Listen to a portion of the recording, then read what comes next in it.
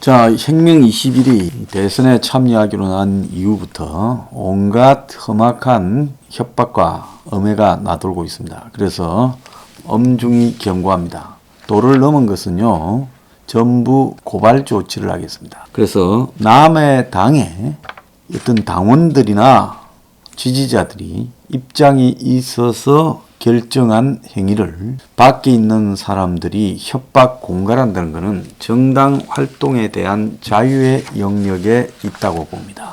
그들이 흔히 쓰는 이야기 중에 하나가 보수 분열인데요.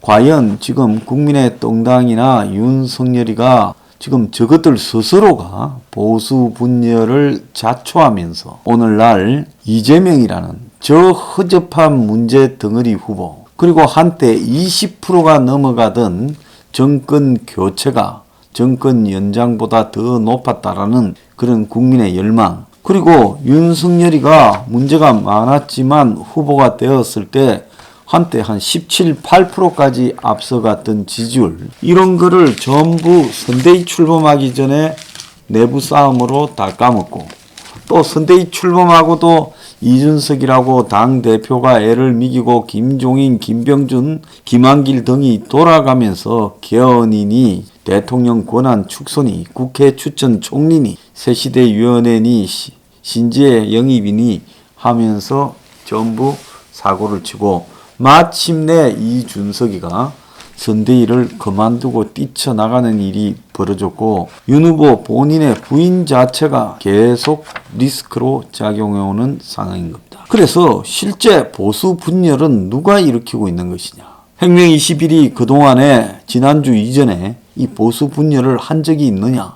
보다 못해서 이대로면 꼼짝 말고 지게 생겼으니까. 그래서 너네들이 죽기로 각오하고 한번 살아보든지 아니면 죽어라, 이런 입장에서 나선 겁니다. 자, 보수 분열 운운하는 자들에게 경고를 합니다. 대한민국에는 여당, 야당 각 한 개씩만 있어야 됩니까? 그리고 나머지 정당들은 대선이나 선거에 참여할 그런 자격이 없습니까? 선거 때마다 보수 분열 하잖아요. 그러면 보수라고 똥당이 보수를 대변해서 영원토록 그들에게는 무슨 기득권이 있는 겁니까? 대변인이 똥당이다라고 누가 낙점시켜 준 게 있어요? 그런 것도 없음에도 불구하고 보수 분열을 논의하는 것은 저는 이건 아주 어불성설이라고 봅니다. 그러면서 특유에 등장하는 게 국정은 돈 받았냐, 정치 브로커되었냐, 이런 이야기를 하고 있습니다. 자, 지금 대한민국에서 이재명이 비판을 황장수만큼 많이 한 사람이 있습니까? 네, 여기서 분명히 이야기하는데요. 앞으로 이 대선까지 과정이 어떻게 되든 죽었다 깨어나도 이재명을 지지하거나 그럴 일이 있을 거라고 보십니까? 사람이 지금까지 행동해온 걸 보면요. 그런데 간첩이니 보수 분열이니 브로커니 그래했니, 이런 이야기들을 하는 그 천박성, 숙골들의 천박성에 대해서 제가 솔직히 말하면 이런 말을 하는 자들이 보수가 아니다, 이렇게 보고 있습니다.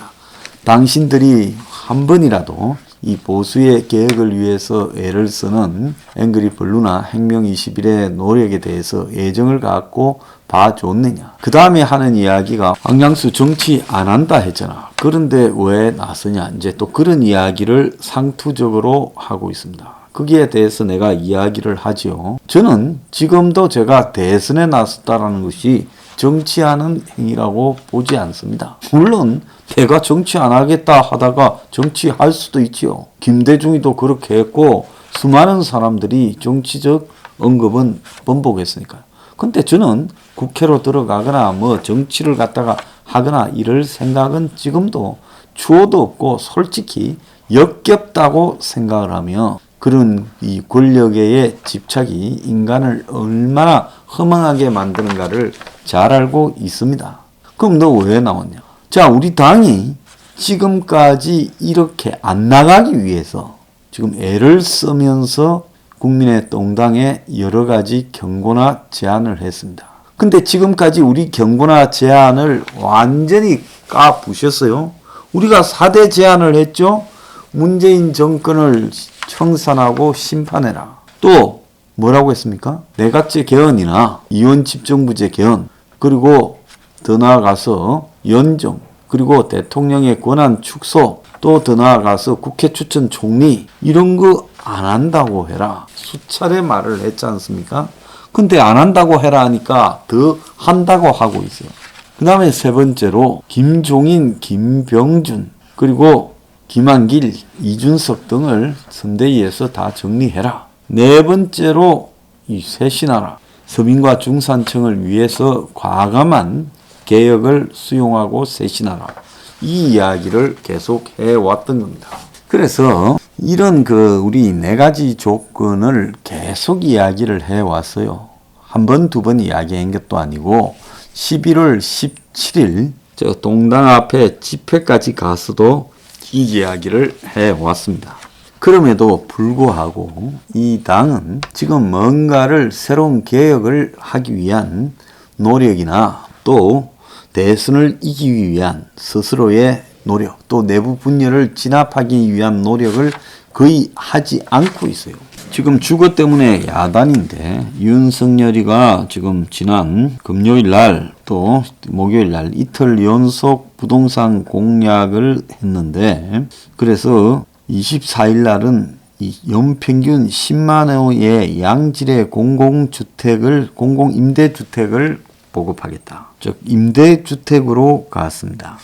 그가 지금까지 이야기했던 30만 채의 원가주택은 지금 이번에는 말하지 않았고요. 공공임대주택을 이야기를 했습니다. 그리고 판잣집 고시원 거주자 무보정 무이자 대출해 주겠다. 또 더 나아가서 청년 1인 가구도 주거급여를 받을 수 있게 하겠다. 이런 식으로 이야기했습니다. 주거급여는 정부가 저소득층의 주거 안정을 위해서 매달 지급하는 돈이지요. 그래서 윤의 지금 저런 이 부동산 정책, 한편으로는 지금 재개발, 재건축, 리모델링이 난리가 났다. 수백 건씩 쏟아지고 있다고 합니다. 그러면 그렇게 해서 공급되는 아파트 가격이 과연 얼마나 되겠습니까?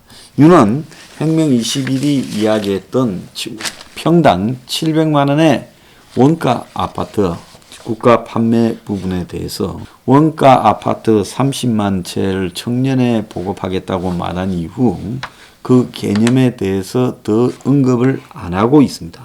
그래서 윤의 30만 호 원가 주택에 대한 문제는 초반에 나왔다가 지금 그 내용도 제대로 안 나오고 있고, 양질의 공공임대주택 50만 채를 해마다 10만 채씩 짓겠다라는 거하고, 또 주거급여니 그리고 열악한 지역에 거주하는 청년들에 대해서 보증금 무이자 대출을 해주겠다, 이런 이야기를 하고 있습니다.